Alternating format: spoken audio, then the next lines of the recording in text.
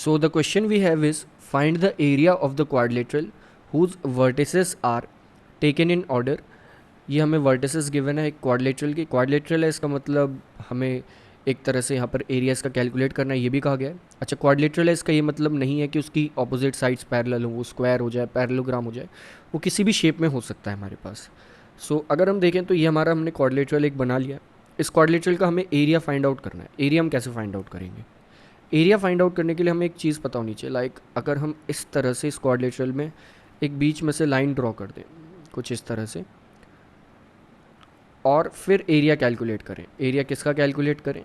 एक बार तो हम इस जगह का एरिया जो है वो कैलकुलेट कर लें, एक बार हम इस जगह का एरिया कैलकुलेट कर लें, और दोनों एरियाज़ को कर दें ऐड। यानी कि दोनों एरियाज़ को जब हम ऐड कर देंगे कैलकुलेट करके, तो वो जो एरिया होगा वो टोटल क्वाड्रिलेटरल का एरिया के इक्वल होगा।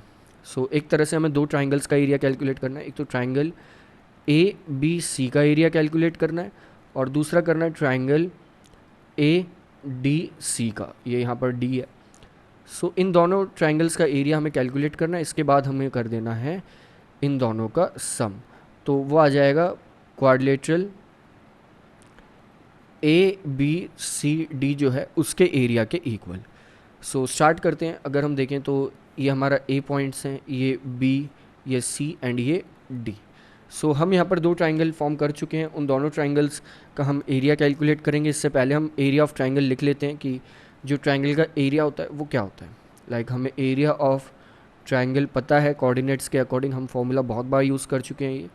सो वो होता है हमारा half multiplied by that is x1 plus, और we can say x1 multiplied by y minus y. फिर इसके बाद हम लिखते हैं plus x2 multiplied by y minus y plus x3 multiplied by y minus y. फिर हम 1 2 3 पुट करते हैं, लाइक 1 हो गया यहाँ, 2 3, फिर 2 के बाद आता है 3, फिर वापस 1, फिर 3 के बाद वापस आता है 1, एंड फिर दोबारा 2, और ये हो गया ब्रैकेट क्लोज। ये होता है हमारा एरिया। इसी अकॉर्डिंग हम दोनों ट्राइंगल्स का एरिया कैलकुलेट करेंगे।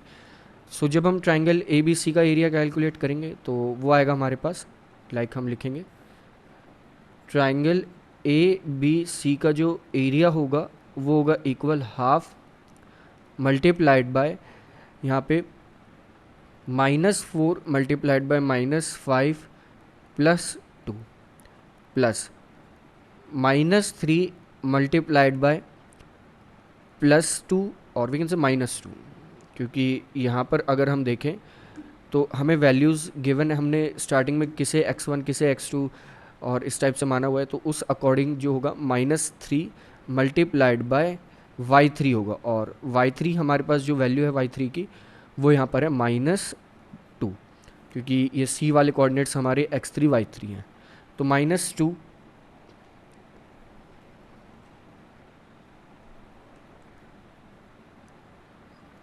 प्लस 2 यहाँ पर हो जाएगा, क्योंकि -2 यानी कि y1 आता तो वो +2 हो जाएगा, प्लस इसके बाद 3 मल्टीप्लाइड बाय -2 प्लस 5, ये हो जाएंगे हमारे सारे जो वैल्यूज़ हैं उस अकॉर्डिंग ये वैल्यूज़ इस टाइप से पुट हो जाएंगी। सो ये आएगा हमारा, लाइक जब हम इसे सॉल्व कर लेंगे तो ये आ जाएगा हमारा 12, सिर्फ कैलकुलेशन है यहाँ पर, that is 1/2 multiplied by 12 plus 0 plus 9, और जब हम इसे सॉल्व करेंगे तो ये एरिया जो है वो आ जाएगा हमारा लाइक 21/2 स्क्वायर यूनिट्स। तो इसे हम लिख देंगे 21/2 स्क्वायर यूनिट्स। नेक्स्ट अगर देखें तो दूसरा हमें एरिया कैलकुलेट करना है। एरिया किसका कैलकुलेट करना है? एरिया कैलकुलेट करना है ट्राइंगल ए डी सी का, और वी कैन से ए सी डी बी से हम कह सकते हैं, तो हम लिख लेंगे ट्राइंगल ए सी डी जो है उसका अगर हम एरिया देखें तो आपको ये पता होना चाहिए आप x1 x2 y1 y2 इस टाइप से किसे मान रहे हैं। तो ए के जो पॉइंट्स हैं यहाँ पर हमारे वो तो इस केस में हो जाएंगे सारे x1 y1, और सी के जो पॉइंट्स हैं वो हो जाएंगे x2 y2, एंड डी के जो पॉइंट्स हैं वो हो जाएंगे x3 y3।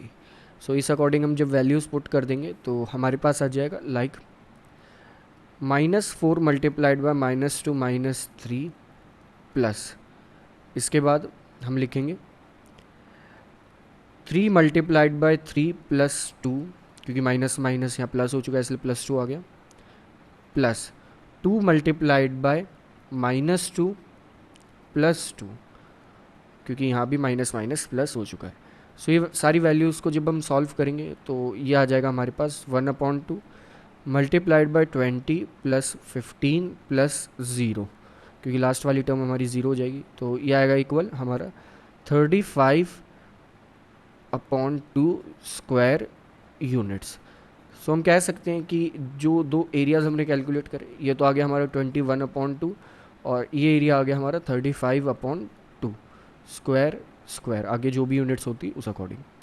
अब हम इन दोनों को सम कर देंगे, सम करने से क्या आएगा, जो टोटल क्वाड्रिलेटरल है उसका एरिया आ जाएगा। सो 21/2 प्लस 35/2 ये हो जाएगा हमारे पास 56/2, और 56/2 को हम डायरेक्टली यहाँ पर लिख सकते हैं 28। सो पूरे क्वाड्रिलेटरल का जो एरिया है वो आ जाएगा 28 स्क्वायर यूनिट्स।